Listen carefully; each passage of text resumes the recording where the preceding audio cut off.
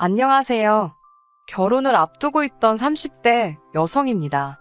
결론부터 말씀드리자면 파혼했습니다.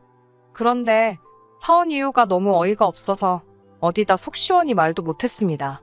저희 부모님만 알고 계시는데 속상하신 부모님 붙들고 하소연할 것도 아니고 결국 익명의 힘을 빌려 하소연 좀 해보겠습니다. 저는 대학교를 졸업하자마자 사람들이 한 번쯤 들어봤을 법한 대기업에 들어갔습니다. 사실 부모님께선 제가 대학원에 가길 바라셨지만 제가 솔직히 공부에 크게 뜻이 있던 건 아니었거든요. 뿐만 아니라 그동안 저를 키우고 가르치시느라 고생하신 부모님께 더 이상은 손을 벌리고 싶지 않았던 것도 있어요. 그저 하루빨리 그 깊은 은혜에 보답해드리고 싶은 마음이 컸지요. 게다가 저희 집이 부족하진 않았지만 그렇다고 경제적으로 풍족한 상황도 아니었습니다. 그런 와중에도 하나뿐인 딸인 제가 뭘 배우고 싶다, 해보고 싶다 하면 어떻게든 기회를 주신 부모님이셨어요.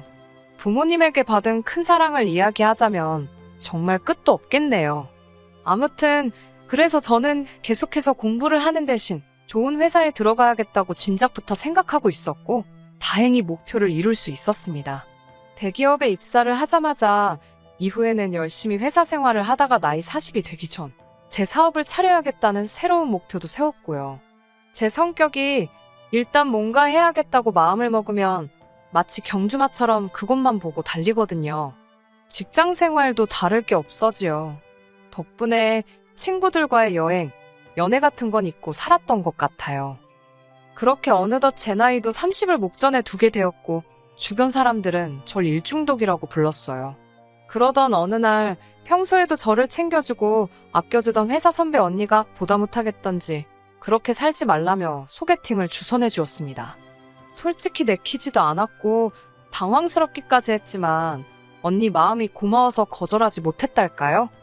그렇게 만나게 된 사람이 바로 남자친구입니다. 이제는 파혼한 사이라 사실 남자친구라고 부르기도 어색하지만 편의상 남자친구라고 부를게요. 처음 만났을 당시 전 29살이었고 남자친구는 저보다 3살 많은 32살이었습니다. 나이 때문인지 결혼을 전제로 한 만남은 아니었지만 그렇다고 분위기가 가볍지만도 않았네요. 처음 만났을 당시 저희 둘은 비슷한 수준의 회사를 다니고 있었습니다. 하지만 남자친구는 재수했지, 군대 다녀왔지, 그리고 취업 준비를 하느라 휴학도 했지. 덕분에 나이만 많았지 오히려 저보다 졸업이 늦었고 그렇다 보니 저보다 회사 생활도 늦게 시작했더라고요. 그래서 연봉은 제가 조금 더 높았네요. 아무튼 그런 조건과 별개로 남자친구는 써글써글한 외모의 젠틀한 매너를 가지고 있었습니다. 성격도 크게 모난 구석은 없는 것 같았지요.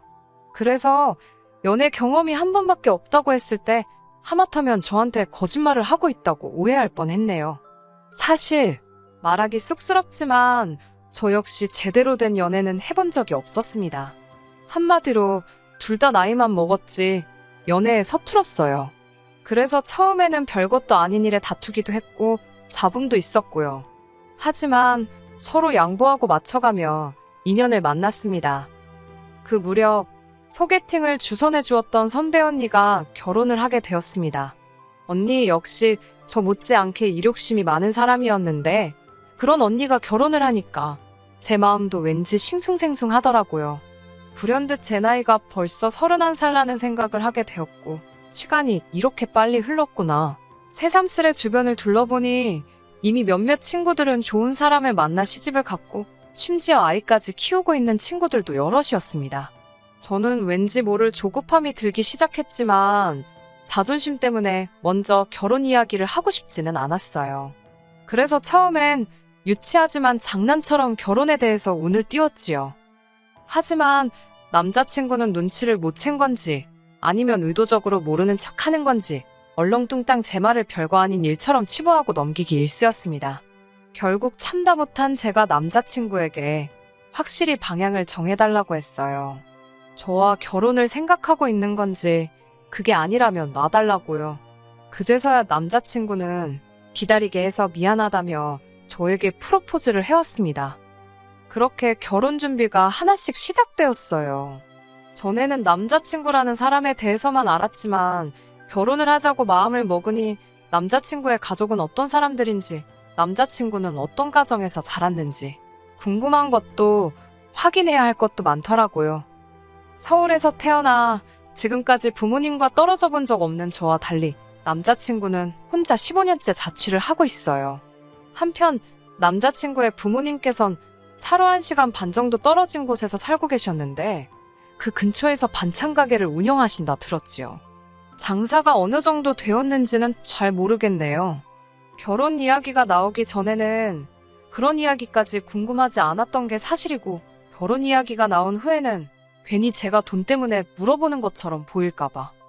돈 이야기가 나왔으니 말이지만 결혼 이야기가 오가면서 시쳇말로 서로 주머니 사정도 오픈을 했어요. 저는 당시 모아둔 돈이 7천 정도 있었고 남자친구는 3천이 있었습니다. 그리고 남자친구는 할부가 끝나지 않은 차를 한 대 소유하고 있었고요. 저와 만나기 전 주변 친구들이 자동차는 좋은 거 타야 된다고 꼬셔서 얼떨결에 외제차를 뽑았다고 하더라고요. 그래서 한 달에 차값으로만 나가는 돈이 100만 원 가까이 되었습니다. 이 부분에 있어서는 솔직히 너무 이해도 안 되었고 마음에 들지 않았지만 저와 알기도 전에 있었던 일이니 제가 남자친구를 탓할 만한 상황이 못 되었네요. 남자친구는 어머님 아버님과도 좋은 관계를 유지하고 있었습니다. 남자친구도 저와 마찬가지로 외동이라 그런지 남자친구에 대한 어머님의 정성이 대단하셨지요.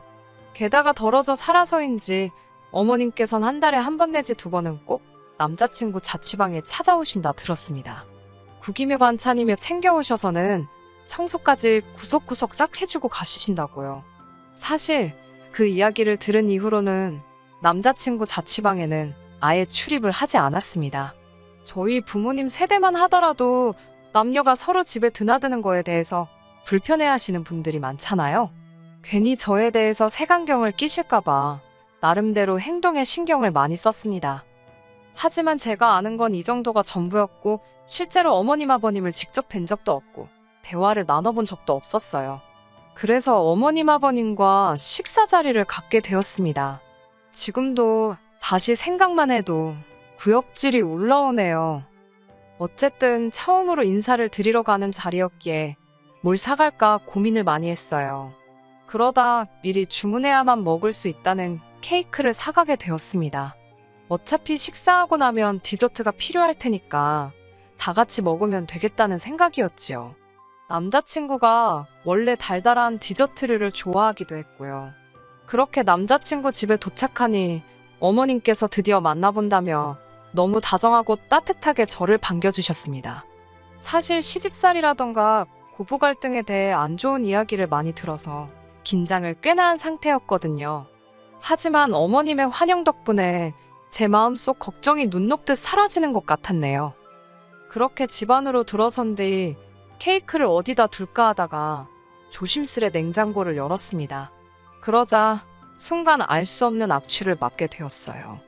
전 솔직히 앞서가던 남자친구가 방구라도 낀 건가 싶었지요. 하지만 냉장고 속을 보니 그 이유를 알만했지요. 반찬들은 뚜껑도 없이 들어가 있질 않나. 언뜻 보기에도 상한 과일들도 보이고. 그때 어머님께서 저더러 상차림을 좀 도와달라 하셨습니다. 제가 냉장고 문을 닫으니 그걸 왜 닫냐며 고기 반찬들 좀 식탁에 올려놓으라고 하시는 거예요. 당황스러웠지만 일단은 시키는 대로 했지요. 그러다 고사리나물을 꺼냈는데 그 위에 하얗게 눈꽃마냥 곰팡이가 폈더라고요. 제가 어머님께 이건 버려야 할 것 같다고 보여드리니 이건 덜어내면 된다며 이 고사리가 시골 어디서 누가 보내준 귀한 거라며 이따 저도 좀 챙겨주신다고 하셨습니다. 저는 일단 떨떠름한 표정으로 표정이 어땠을지 모르겠네요. 아무튼 감사하다고 말씀드렸지요.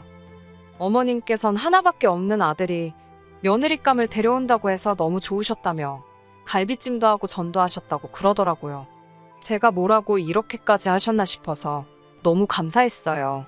어머님은 이제 거의 다 되었다며 저더러 거실에 가서 남자친구랑 같이 앉아있으라고 하셨습니다. 제가 좀 더 도와드리겠다고 했지만 괜찮다고 하시더라고요. 그리고 비로소 긴장이 좀 풀리면서 남자친구의 집을 둘러보게 되었습니다. 남자친구의 집 구조가 특이해서 들어오자마자 부엌이었고 부엌을 가로질러야 거실에 갈 수 있었거든요. 거실은 이렇게 표현해도 될지 모르겠습니다만 한마디로 정신이 하나도 없었습니다. 일단 크고 작은 화분들이 한쪽 벽을 가득 채울 만큼 늘어져 있었는데 문제는 대부분이 죽어 있었다는 거지요. 부렇게 뜨고 마른 잎들이 간신히 매달려 있는 화초들이 즐비했습니다. 게다가 초록빛 곰팡이가 잔뜩 끼어있는 대형 어항도 볼만하더군요. 당연히 그 안에는 물고기도 없었지요. 아무튼 한번 그런 것들이 눈에 들어오기 시작하니까 저도 모르게 자꾸 다른 것들도 관찰 아닌 관찰을 하게 되더라고요. 곧이어 때가 탄 건지 색이 바랜 건지 알 수 없는 커튼이 눈에 들어왔고 그제서야 저는 제가 끌어안고 있던 쿠션을 보게 되었습니다. 하마터면 소리를 지를 뻔했어요. 이건 마른 핏자국인지 아니면 오래된 커피 자국인지 알 수 없는 진한 갈색의 얼룩이 듬성듬성 있었으니까요. 남자친구가 놀란 저를 보더니 대수롭지 않다는 듯 자기 거랑 바꿔줄 거냐입니다. 제가 괜찮다 하니까 뒤집어서 안고 있으라고 했던 것도 같아요. 갑자기 괜히 몸이 근지럽고 솔직히 찝찝하더라고요. 그래서 손이라도 씻고 올까 싶어 화장실로 향했습니다. 화장실은 제가 온다고 치우기라도 하셨는지 거실에 비하면 양반이었습니다. 하지만 손을 씻고 물기를 수건에 닦으려는 순간 거의 토할 뻔했네요. 걸려있는 수건에서 걸레 냄새가 났으니까요. 제가 절대로 비위가 약한 사람이 아닙니다. 웬만한 대화 주제로도 끄떡없는 사람이거든요. 결국 저는 대충 손을 털고 나왔습니다. 인사드리는 날이라고 백화점 고급 브랜드에서 연분홍 투피스까지 사입고 온 제 자신이 우스울 지경이었네요. 아무튼 그렇게 거의 소파에 엉덩이를 걸치듯 앉아 있었습니다. 어머님이 쉬라고 해서 앉아있던 거지만 왠지 가시방석처럼 편하진 않았어요. 아버님은 저더러 똥 마려운 강아지 마냥 왜 그러냐고 농담을 던지셨지만 그런 농담이 당황스럽고 재밌지도 않았던 전 어정쩡하게 웃어 보였지요.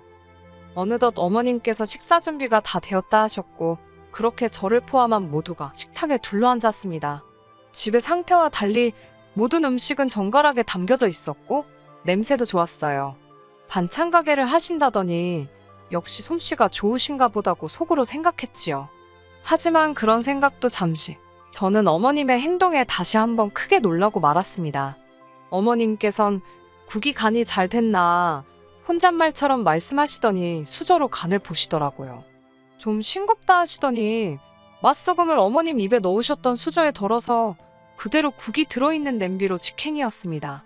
어머님께선 당신 입으로 쪽 빨았던 수저로 온 가족이 먹어야 할 국을 휘휘 젓고 계셨지요. 아버님이나 남자친구는 익숙해서 그런지 별로 놀란 기색이 아니었지만 저는 어쨌든 남이잖아요. 비위가 너무 상하더라고요. 하지만 저도 남자친구와 결혼을 하고 싶어서 인사를 드리러 온 입장인데 정색을 할 수도 없고 그렇다고 어머님께 뭐라 할 수도 없어서 그냥 아무 말도 못했습니다. 식탁에는 갈비찜이 있었는데 아버님은 며느리감 온다고 네 엄마가 큰돈 썼다면서 모처럼 갈비 뜯게 생겼다고 좋아하시더라고요. 괜히 무안하기도 했지만 정말 저 때문에 신경을 써주셨나 싶어서 비위가 상한 것과는 별개로 기분이 좋더라고요. 그런데 아버님께선 갈비찜을 정말 공격적인 속도로 드셨습니다. 문제는 다 드시고 남 뼈 있잖아요. 그 뼈를 뭐 당신 옆에다 두시거나 빈 접시에 놓으시는 게 아니고 원래 갈비찜이 담겨져 있던 그릇에 다시 넣으시는 거예요. 아직 거기엔 손도 안 댄 갈비찜이 많았는데 거기에 당신이 쪽쪽 빨아 드신 뼈다귀를 도로 가져다 놓으셨다는 얘기입니다. 저는 처음엔 설마 잘못 두셨나 하고 생각했어요. 하지만 그게 아니었지요. 몇 번이고 너무나 당연하다는 듯이 그리고 심지어 남자친구도 아버님과 똑같은 짓을 하더라고요. 제가 놀라서 작은 목소리로 그걸 왜 거기다 놓냐고 한쪽에 따로 두라고 했습니다. 그러자 남자친구가 우린 원래 여기다 놓는데? 그러는 거예요.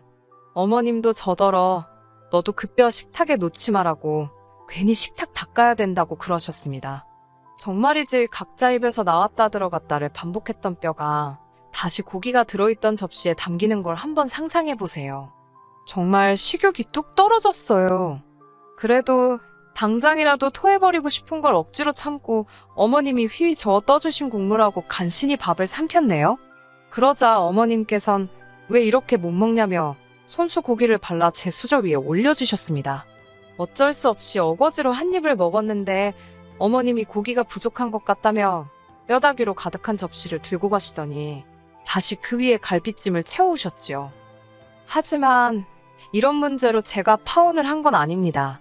솔직히 집안마다 가풍도 다르고 환경도 다르니 제가 어느 정도는 이해를 해야 한다고 생각했어요. 하지만 이건 가풍이나 문화가 아니라 상식을 벗어난 일이잖아요.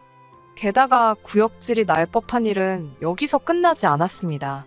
모두가 식사를 마치자 어머님께선 반찬통 하나를 꺼내 남은 반찬을 전부 모아 담으셨지요. 먹다 남은 반찬이요. 그때만 해도 전 솔직히 어머님이 음식물 쓰레기 모으시는 줄 알았네요. 아버님께선 제가 사온 케이크 맛 좀 보자고 하시며 거실에서 2차로 디저트를 먹자고 케이크를 꺼내오셨습니다.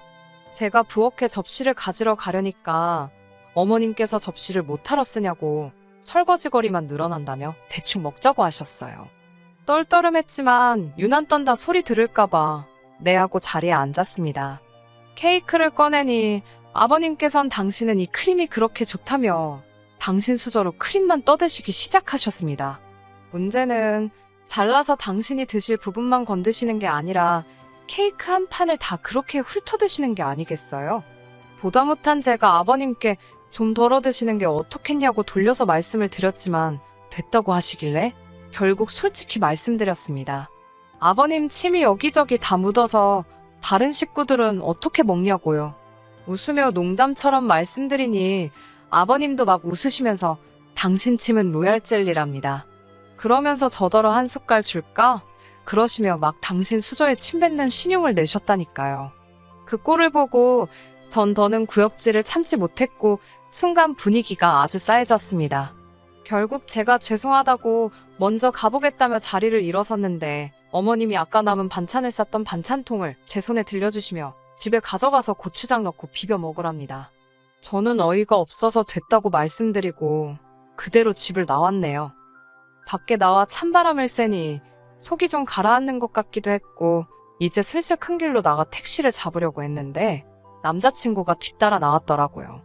손엔 그 짬밥통을 챙겨 들고 말이지요. 전 남자친구가 제가 걱정이 돼서 나온 줄 알고 괜찮다고 했는데 자세히 보니 남자친구 표정이 울그락불그락 장난이 아니었습니다. 저더러 지금 이게 무슨 행동이냐고 다짜고짜 소리를 지르길래 저도 황당해서 아니 오빠야말로 왜 소리를 지르냐고 받아쳤어요. 그러자 남자친구는 누가 됐건 자기 부모님한테 무례한 건 못 참는답니다. 어이가 없어서 내가 무례하긴 뭘 무례했냐고 솔직히 너무 비위생적이고 비상식적이라 참다 못 참고 뛰어나온 건데 오빠 눈엔 저게 정상으로 보이냐고 물었습니다. 그러자 남자친구가 한다는 말이 한 집안 식구들끼리 뭐가 비위생적이냐며 아주 악다구니를 쓰더라고요. 아니 전 솔직히 말해서 남자친구가 왜 그렇게 격분을 한 건지 파혼한 지금도 이해가 안 됩니다.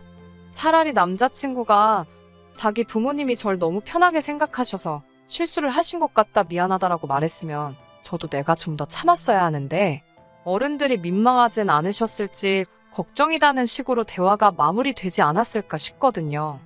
하지만 남자친구는 미안하다는 말은커녕 저더러 왜 자기 엄마가 싸준 반찬은 안 가져가냐며 왜 자기 부모님을 무시하냐고 계속해서 억지를 쓰더라니까요.